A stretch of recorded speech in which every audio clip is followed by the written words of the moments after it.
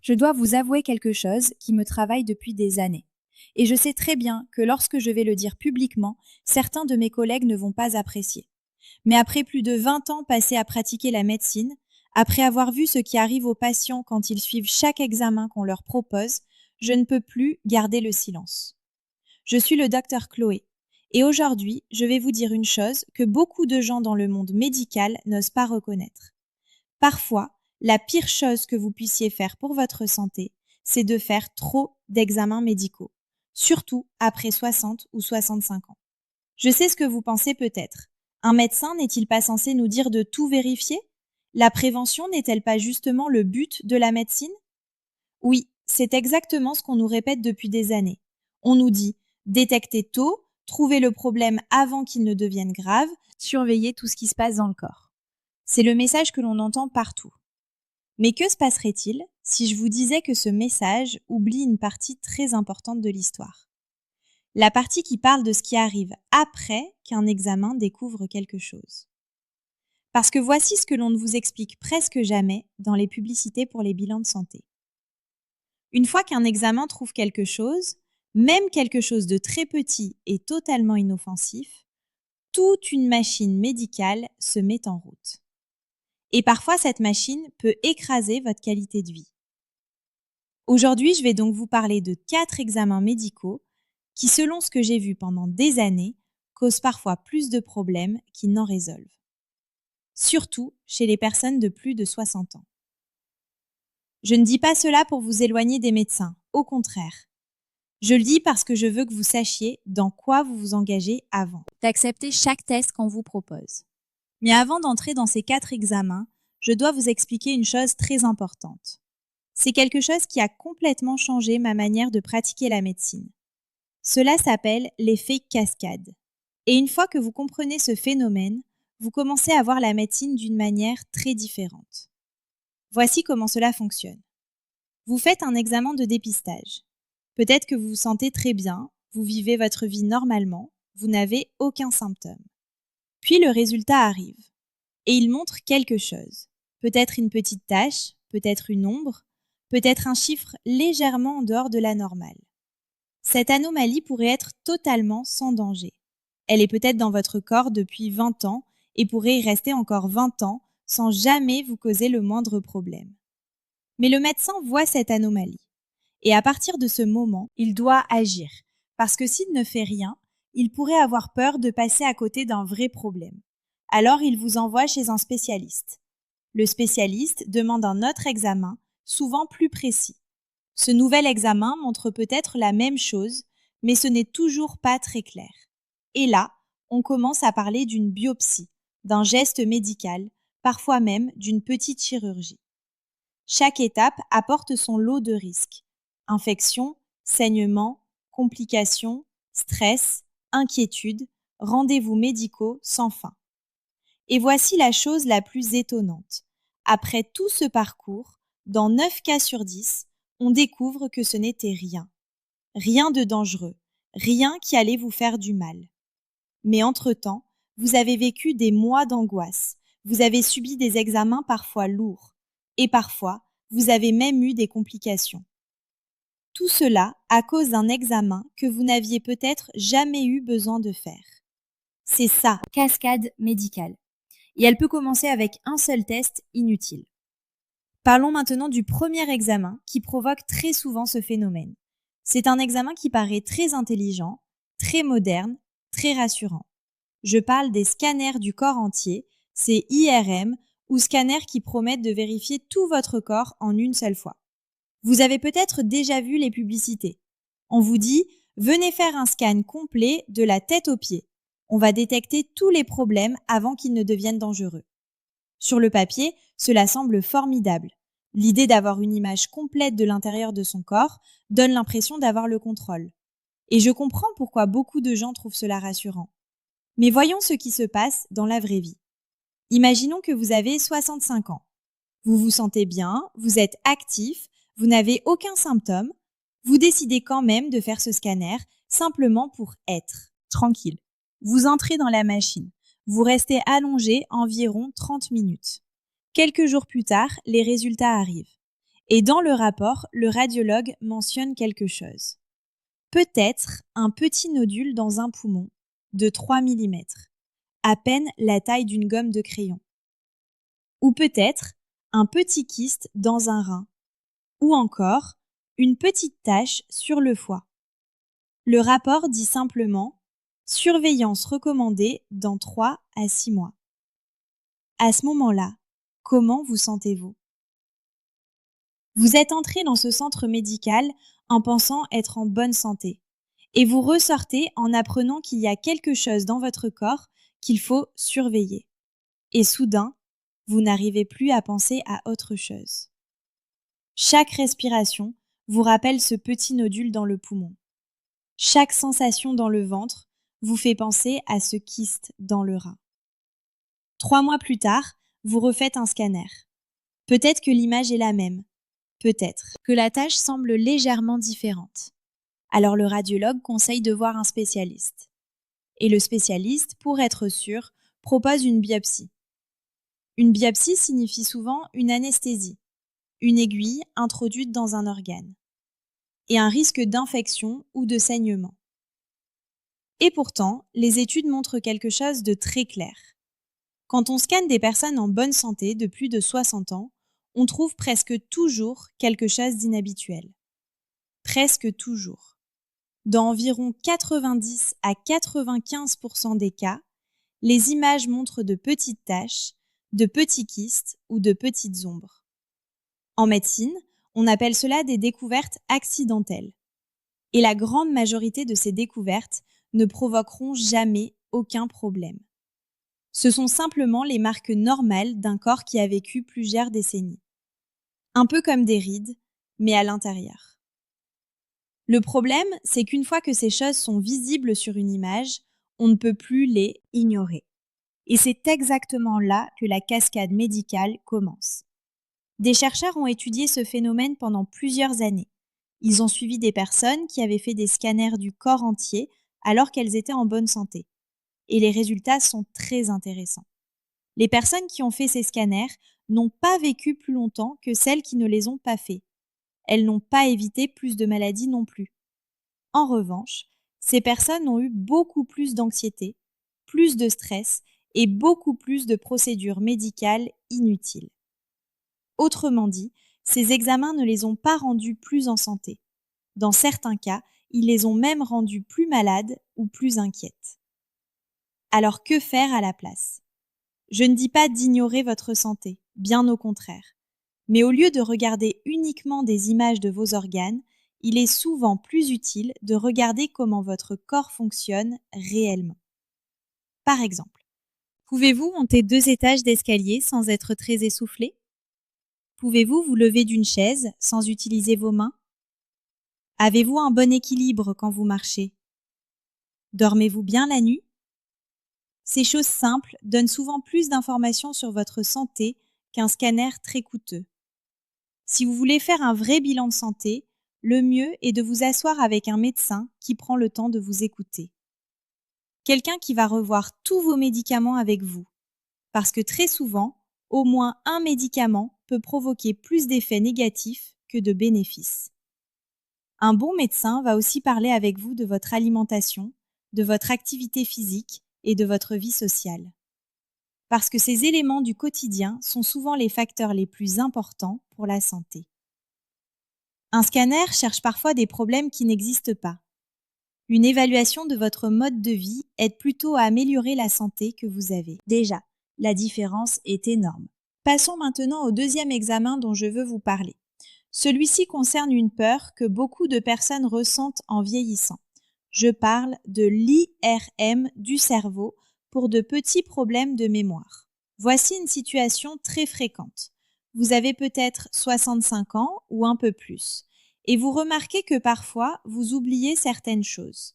Par exemple, vous ne retrouvez plus le nom d'un acteur que vous aimez, ou vous entrez dans une pièce et vous ne savez plus pourquoi vous y êtes venu. Ces situations arrivent à presque tout le monde en vieillissant, mais parfois, les enfants commencent à s'inquiéter. Ils pensent immédiatement à la maladie d'Alzheimer. Alors ils encouragent leurs parents à faire un scanner du cerveau simplement pour vérifier. Et je comprends cette peur. Personne n'a envie de perdre sa mémoire ou son identité. Mais voici une chose très importante à comprendre. Faire une IRM cérébrale pour de simples oublis est presque toujours inutile et parfois même nuisible. Pourquoi? Parce que voici ce qui arrive souvent. Vous faites l'IRM. Quelques jours plus tard, vous êtes assis dans le cabinet du médecin en train de lire le rapport. Et le rapport contient des phrases comme légère atrophie cérébrale, changement lié à l'âge, lésion de la substance blanche, maladie des petits vaisseaux. Ces mots peuvent sembler très inquiétants. On a l'impression que le cerveau est en train de se détériorer. Mais la vérité est beaucoup plus simple. Ces résultats sont tout à fait normaux pour une personne dans la soixantaine ou la soixante-dizaine. Ils décrivent simplement l'aspect normal d'un cerveau qui a vécu plusieurs décennies. C'est un peu comme si on prenait une photo de votre peau et qu'on s'étonnait de voir des rides. Évidemment qu'il y en a, c'est normal avec l'âge. Le problème, c'est que ces termes médicaux ne sonnent pas normaux, ils sonnent comme des maladies. Et soudain, la personne commence à penser qu'elle a un problème grave au cerveau. Elle se met à croire que la maladie d'Alzheimer est juste au coin de la rue, alors qu'en réalité, elle va très bien. Des études ont même montré quelque chose d'impressionnant. Quand on fait une IRM du cerveau chez des personnes en bonne santé de plus de 75 ans, plus de 90% des résultats semblent anormaux dans les rapports. Plus de 90%. Et pourtant, la plupart de ces personnes ont une mémoire et une capacité de réflexion parfaitement normales. L'image ne correspond donc pas toujours à la réalité. J'ai vu des patients très vifs, qui lisent beaucoup, qui gèrent leurs finances et qui font des mots croisés chaque jour. Mais leur IRM semblait très mauvaise. Et j'ai aussi vu l'inverse, des personnes qui commençaient une démence alors que leur IRM paraissait presque normale. L'image du cerveau ne nous dit donc pas toujours ce que l'on croit. Alors que faire si vous êtes inquiet pour votre mémoire? Heureusement, il existe une meilleure solution. Il y a des tests simples que le médecin peut faire directement au cabinet. Ces tests prennent environ 10 minutes. Par exemple, on peut vous demander de retenir 3 mots pendant quelques minutes. On peut vous demander de dessiner une horloge ou de compter à rebours à partir de 100 en retirant 7 à chaque fois. Ces exercices simples permettent de mesurer le fonctionnement réel du cerveau, pas seulement son apparence sur une image.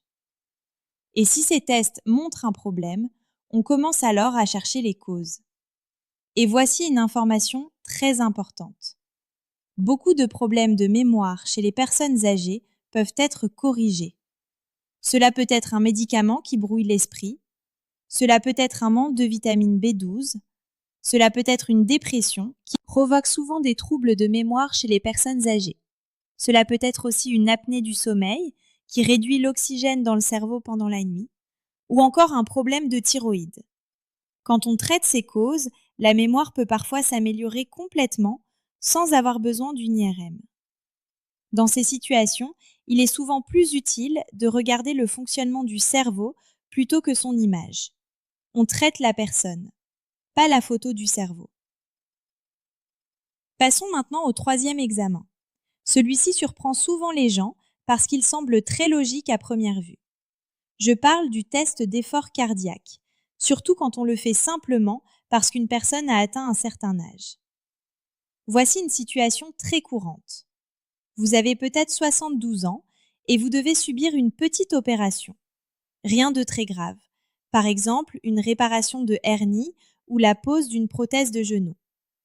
Mais dans beaucoup d'hôpitaux, le protocole dit que toute personne de plus de 70 ans doit faire un test d'effort avant l'opération. Même si vous vous sentez très bien, même si vous marchez chaque jour sans problème.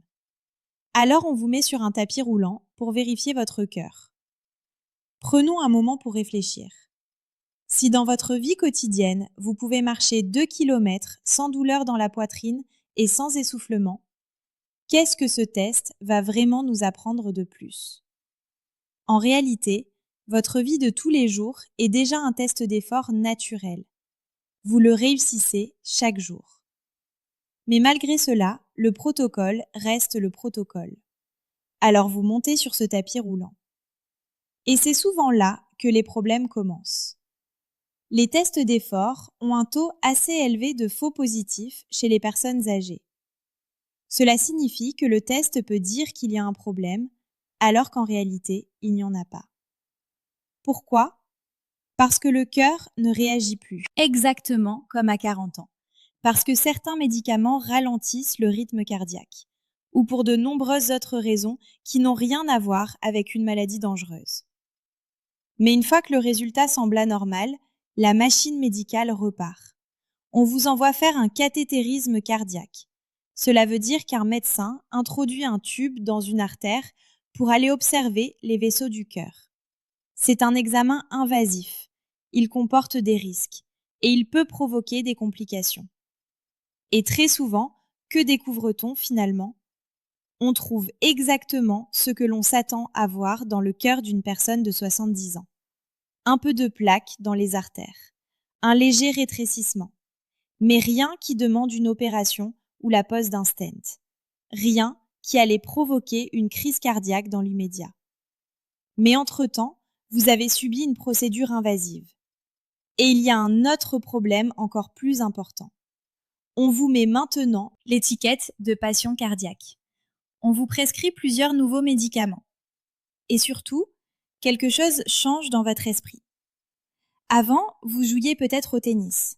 Vous faisiez de longues promenades. Vous viviez normalement. Mais maintenant, vous avez peur de faire un effort. L'examen qui devait vous protéger a finalement réduit votre confiance dans votre propre corps. Alors, quelle est l'alternative ? La meilleure chose à faire est souvent d'écouter votre corps. C'est le test d'effort le plus fiable. Si vous pouvez monter des escaliers, marcher rapidement ou faire vos activités habituelles sans douleur dans la poitrine et sans essoufflement important, votre cœur vous envoie déjà un message très clair. Bien sûr, certains symptômes doivent toujours être pris au sérieux.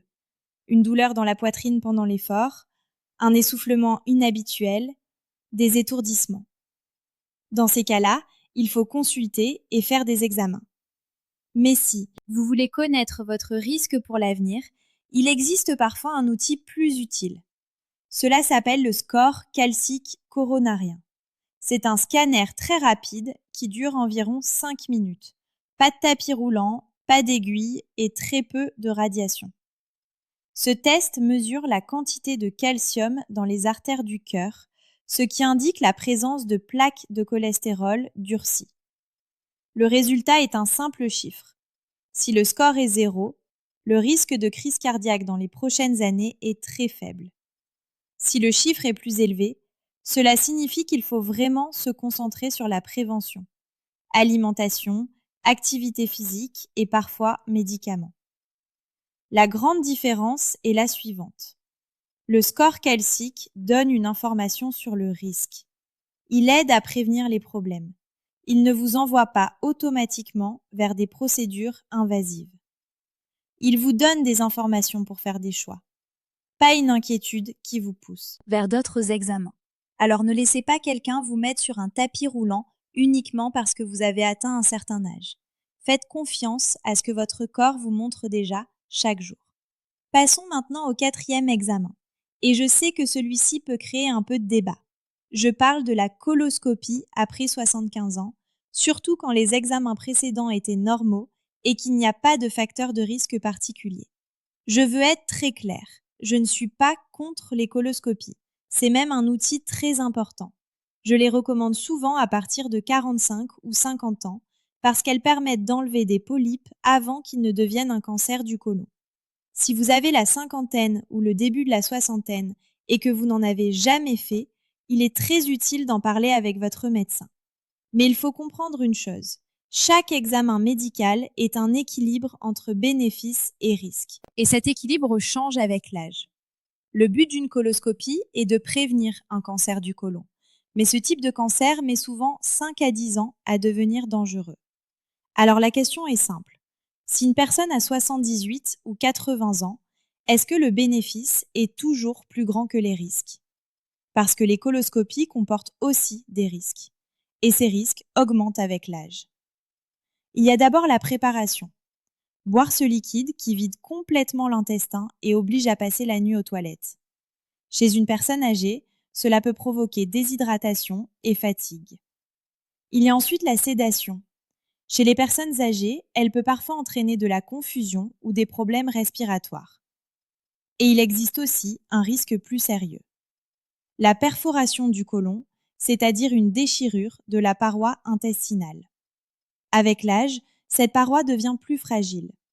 Après 75 ans, le risque de perforation peut doubler ou tripler. Et une perforation est une urgence chirurgicale. Elle peut nécessiter une opération importante, parfois même une colostomie. Pour une personne de 80 ans, une telle chirurgie peut signifier la perte d'autonomie. Il faut donc toujours comparer les risques et les bénéfices. Si l'espérance de vie est inférieure à 10 ans, le bénéfice de la coloscopie devient beaucoup plus faible.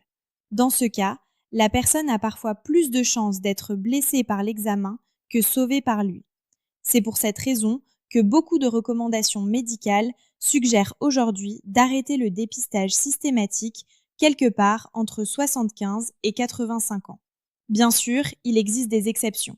Si vous avez des antécédents familiaux de cancer du côlon, si vous avez déjà eu des polypes, ou si vous souffrez d'une maladie inflammatoire de l'intestin. Dans ces cas, la décision peut être différente. Mais pour beaucoup de personnes sans risque particulier, continuer les coloscopies régulières à un âge très avancé n'apporte pas toujours un vrai bénéfice. Alors que faire à la place? Faut-il ignorer complètement son côlon? Bien sûr que non. La bonne approche est souvent de passer d'un dépistage invasif à une surveillance intelligente. La première chose à faire est d'être attentif aux symptômes. C'est très important. Si vous remarquez un changement durable dans votre transit intestinal, si vous voyez du sang dans les selles, si vous ressentez des douleurs abdominales inhabituelles ou si vous perdez du poids sans raison, ce sont des signaux d'alerte. Une anémie inexpliquée peut aussi être un signe important. Dans ces situations, l'âge n'a plus d'importance. Il faut consulter et parfois faire une coloscopie pour comprendre ce qui se passe. Mais en dehors de ces situations, il existe une méthode de prévention beaucoup plus simple et beaucoup plus sûre. L'alimentation. Ce que vous mangez joue un rôle énorme dans la santé de votre intestin. La meilleure chose que vous puissiez faire pour votre côlon est de manger plus de fibres. Les fibres se trouvent dans les fruits, les légumes, les légumineuses et les céréales complètes. Ces aliments nourrissent les bonnes bactéries de l'intestin. Et ces bactéries produisent des substances qui protègent contre l'inflammation et contre certains cancers. Manger plus de lentilles, plus de brocolis, plus de flocons d'avoine ou plus de pommes peut avoir un effet réel sur votre santé.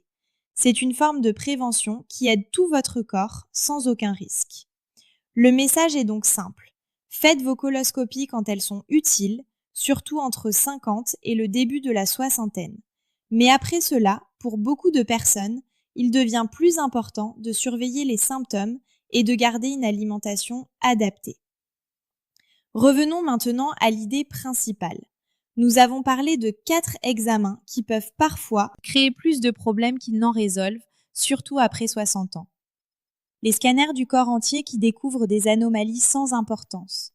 Les IRM du cerveau pour de simples oublis liés à l'âge. Les tests d'effort cardiaque faits uniquement à cause de l'âge. Et les coloscopies de dépistage très tardives qui peuvent comporter plus de risques que de bénéfices. Vous voyez le point commun? C'est toujours le même phénomène, la cascade médicale. Un examen entraîne un autre examen, puis un autre, puis une procédure, puis parfois une complication. Et au milieu de tout cela, on oublie souvent de poser la question la plus importante. Est-ce que cette personne va vraiment mieux vivre grâce à tout cela? Après plus de 20 ans de pratique, j'ai compris une chose essentielle. La santé ne signifie pas avoir des résultats d'examen parfaits.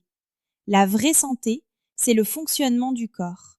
C'est la capacité de faire ce que l'on aime, pouvoir marcher librement, passer du temps avec ses petits-enfants, lire, voyager, profiter de la vie, vivre sans peur constante et sans intervention médicale inutile. À 65, 70 ou même 80 ans, l'objectif n'est pas seulement de vivre plus longtemps. L'objectif est surtout de vivre mieux, avec indépendance, avec dignité et avec de la joie. Et parfois, la meilleure façon de protéger cette qualité de vie est simplement de dire non à un examen qui pourrait vous entraîner dans un parcours médical dont vous n'avez pas besoin. Je ne vous dis pas d'éviter les soins médicaux, je vous dis simplement d'être un patient informé. Posez des questions. Quand un médecin vous propose un examen, demandez pourquoi il est nécessaire. Demandez ce qui se passera si le test découvre quelque chose. Demandez quels sont les risques. Et demandez s'il existe une autre solution. Ensuite, prenez votre décision en fonction de ce qui est vraiment important pour vous. Parce qu'au final, c'est vous qui êtes aux commandes de votre santé. Pas les protocoles, pas les rappels automatiques dans les ordinateurs, pas les recommandations générales. Vous. Et plus vous comprenez les choix qui s'offrent à vous, plus vos décisions seront bonnes. Si ces informations vous ont été utiles et si elles vous ont permis de voir les examens médicaux différemment, partagez cette vidéo avec quelqu'un qui pourrait en avoir besoin. Et si vous voulez d'autres discussions honnêtes sur la santé et la médecine, abonnez-vous à la chaîne. Je continuerai à parler de ces sujets parce que je pense qu'ils sont vraiment importants. Dites-moi aussi dans les commentaires, avez-vous déjà eu l'impression qu'on vous poussait vers un examen médical qui ne vous semblait pas nécessaire? Je lis tous vos commentaires et j'apprends beaucoup de vos expériences. Merci d'avoir regardé cette vidéo et surtout, prenez soin de vous.